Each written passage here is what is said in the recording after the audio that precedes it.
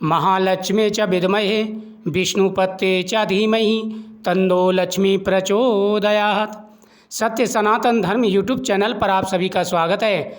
दीपावली की आप सभी को हार्दिक शुभकामना। आज मैं आपको दीपावली के बारे में जानकारी दूंगा। सबसे पहले पूजा विधि और फिर कथा।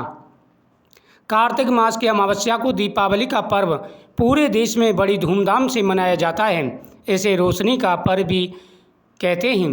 जिस प्रकार रक्षाबंधन ब्राह्मणों का, दशहरा क्षत्रियों का, होली शूद्रों का त्यौहार है, उसी प्रकार दीपावली वैश्यों का त्यौहार माना जाता है। इसका अर्थ यह नहीं कि इन पर्वों को उपरोक्त वर्ण के व्यक्ति भी नहीं मानते, बल्कि सभी वर्णों के व्यक्ति यह पर्व मनाते हैं। होली हो या दीपावली, सभी पर्व धूमधाम से मनाए जाते हैं।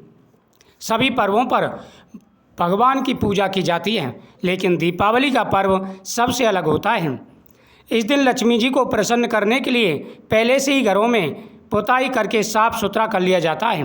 कहा जाता है कि कार्तिक अमावस्या को भगवान श्री रामचंद्र जी 14 वर्ष के वनवास काटकर और रावण को मारकर अयोध्या लौटे थे। इस खुशी में सभी जाति वालों ने दीपावली पर धूमधाम से दीप उत्सव मनाया था। वो दिन था कार्तिक मास की अमावस्या का। इस दिन उज्जैन सम्राट विक्रमादित्य का राज तिलक भी हुआ था। विक्रम संवत का आरंभ तभी से माना जाता है। आज के दिन व्यापारी अपने बही खाते बदलते हैं तथा लाभ हानि का ब्यौरा तैयार करते हैं। दीपावली पर जुआ खेलने की भी प्रथा है। इसका प्रधान लक्ष्य वर्ष भर में भाग्य की परीक्षा करना है। बाजार में दीपावली के धूमधाम से रौनक देखी जाती है। वहाँ पर भगवान गणेश, माता लक्ष्मी की मूर्तियाँ बेची जाती हैं। दीपावली के दिन दीपकों की पूजा का विशेष महत्व है। इसके लिए 2 थालों में दीपक रखें। 6 चौमुखी दीपक दोनों थालों में रखें। 26 छोटे दीपक भी दोनों थालों में सजाएं। इन सब दीपकों को प्रज्वलित करके जल, रोली, खील, बतासे, चावल, गुड़, अबीर, गुलाल, धूप आदि से पूजन करें। टीका लगाएं। व्यापारी लोग दुकान की गद्दी पर गणेश जी की प्रतिमा स्थापित करते हैं और भगवान गणेश तथा माता लक्ष्मी की पूजा करते हैं। यह पर्व भगवान गणेश और माता लक्ष्मी की पूजा का विशेष पर्व है। इसके बाद घर आकर पूजन करें। पहले पुरुष फिर स्त्रियां पूजन करें। स्त्रियां चावलों का बायना निकालकर उस पर रुपया रखकर अपनी सास के चरण स्पर्श करके उन्हें देती हैं या मिठाई देती हैं तथा आशीर्वाद प्राप्त करती हैं। पूजा करने के बाद दीपकों को घर में जगह जगह रखें। 1 चौमुखा और 6 छोटे दीपक गणेश लक्ष्मी जी के पास रखें। वैसे 2 चौमुखी दीपक भी आप जला सकते हैं। प्राचीन समय की बात है, एक साहूकार था।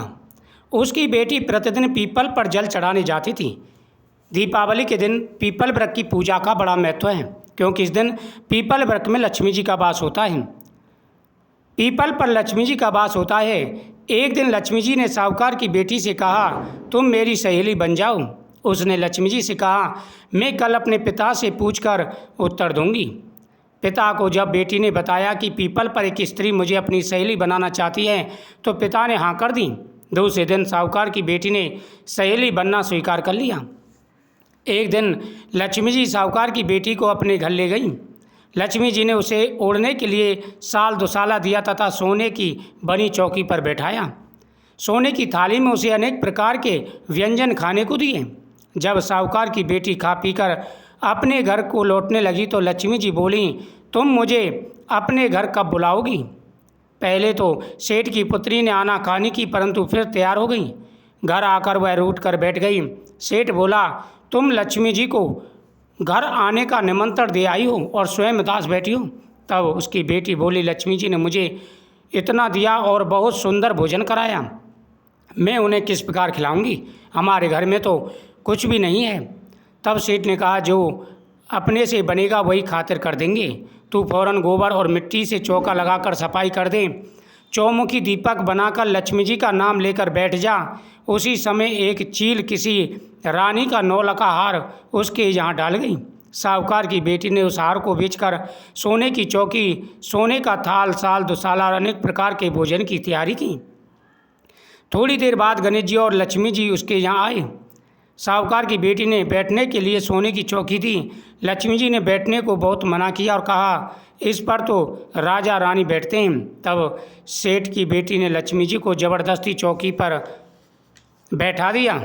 लक्ष्मी जी उसकी खातिर से बहुत प्रसन्न हुई। इससे लक्ष्मी जी ने प्रसन्न होकर के साहूकार को अमीर होने का वरदान दिया।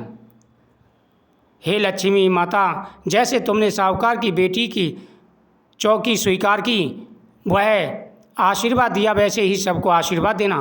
कहते हैं कि इस दिन माता लक्ष्मी की बैठी हुई मूर्ति होनी चाहिए, खड़ी मूर्ति नहीं लानी चाहिए। माता लक्ष्मी जी की बैठी हुई मूर्ति की पूजा करने से घर में सुख समृद्धि और धन्य धान बढ़ता है। जय माता लक्ष्मी की। माता लक्ष्मी की कई कहानियाँ हैं, ये मैंने आपको प्रथम कहानी सुनाई है, दूसरी कहानी अगले वीडियो में सुनाएंगे।